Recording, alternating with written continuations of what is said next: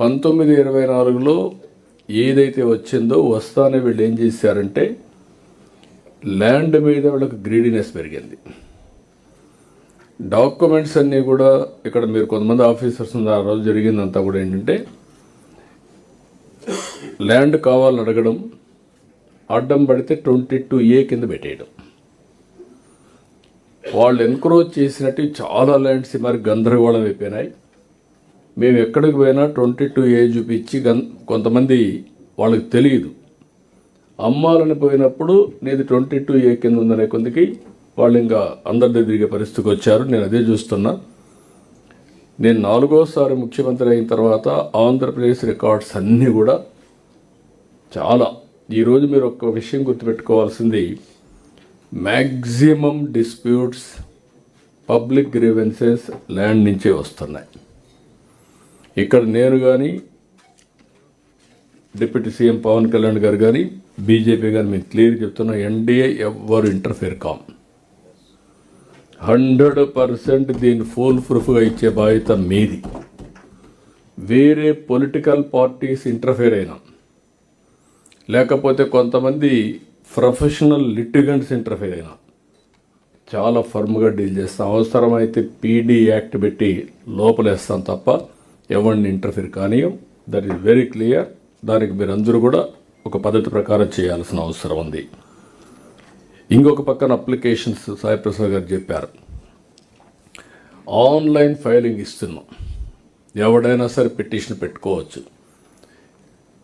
VRO ద్వారా రాలేదు, లేకుంటే సచివాలయం నుంచి రాలేదు, ప్రాపర్ ఛానల్ లేదు, మేము ఎంకరేజ్ చేయమనేది కాకుండా వాస్తవం ఉండేటన్ని మీరు ఎంకరేజ్ చేస్తున్నారు. అది కూడా తీసుకొస్తాం.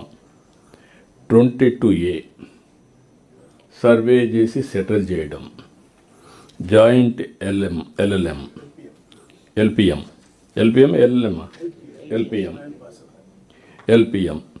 ఇవన్నీ కూడా ఒక time bound program maximum 1 year ఇచ్చాం రెవెన్యూ మినిస్టర్ గారికి, సెక్రటరీ గారికి.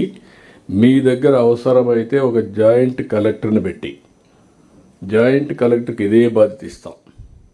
మీరు వాళ్ళని ఎంపవర్ చేయండి, ముందుకు తీసుకెళ్ళండి.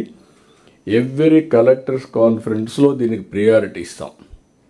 ఎవ్రీ కలెక్టర్ కాన్ఫరెన్స్లో ఒక స్పెషల్ ఐటమ్గా తీసుకొని అవసరమైతే next collectors conference first agenda land ఇష్యూరే తీసుకుందాం.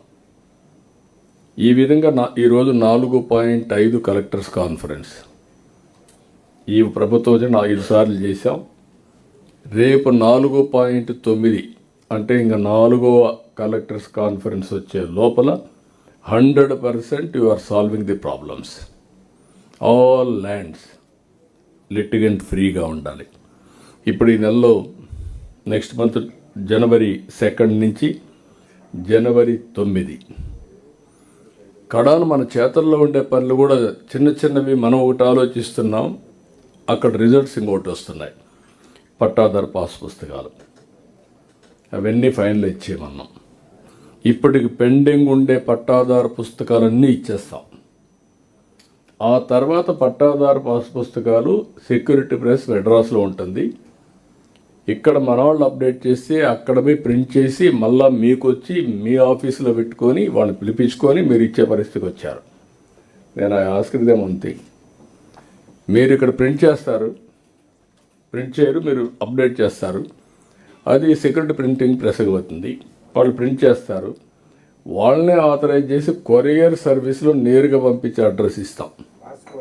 పాస్పోర్ట్ లాగా మీకు సంబంధం లేదు, ఎవరికి సంబంధం లేదు, కొరియర్ సర్వీస్లో వెళ్ళిపోతుంది. దానివల్ల ఇంక ఈ లిటిగేషన్ ఉండదు. అంటే ఎన్ని టచ్ పాయింట్స్ తగ్గిస్తే అంత బెటర్గా ఉంటుంది. అవసరమైతే రేపు రిజిస్ట్రేషన్ డిపార్ట్మెంట్ కూడా రిజిస్టర్డ్ డాక్యుమెంట్ కొరియర్ సర్వీస్లో పంపిస్తాం, మళ్ళా రమ్మనకుండా. ఇంకొక పక్కన ఇక్కడ చూసినప్పుడు ఆల్ హౌసెస్ చాలా రోజుల నుంచి పెండింగ్ ఉన్నాయి. కొన్ని ఇండ్లు మనం 22A కింద పెట్టాం. నేను మిమ్మల్ని అందరినీ రిక్వెస్ట్ చేస్తున్నా, అవన్నీ కరెక్ట్ చేసేసి by January end all position certificates అన్నీ ఎవరైతే ఇల్లు ఉందో వాళ్ళకి ఇచ్చే బాధ్యత మంది. 22A అంటే గవర్నమెంట్ ఇంట్లో వాళ్ళు ఉన్నారు. దీనివల్ల వాళ్ళకి లోన్ రావడం లేదు, అన్ని ప్రాబ్లమ్స్ ఉన్నాయి. ఇది కూడా క్లియర్ చేస్తున్నాం. అన్ని ఆల్ 20 years 30 years ఎప్పుడైనా సరే ఇల్లు కట్టుకున్న వాడికి వాళ్ళకు పొజిషన్ సర్టిఫికేట్ ఇచ్చి ఫ్రీ హోల్డ్ చేస్తాం. వాళ్ళు కావాలంటే అమ్ముకుంటారు, వాళ్ళు ఉంటారు, హ్యాపీగా ఉంటారు. That will do it. ఇవి రెవెన్యూ డిపార్ట్మెంట్లో మీరు తేవాల్సిన మార్పులు. ఇప్పుడిప్పుడే ప్రారంభమైంది. దీన్ని మీరు లాజికల్గా తీసుకుపోవాల్సిన అవసరం ఉంది. టైం కూడా చాలా క్లియర్ టైం బౌండ్ ప్రోగ్రామ్ పెట్టుకున్నాం, అది చేయాల్సిన కోరుతూ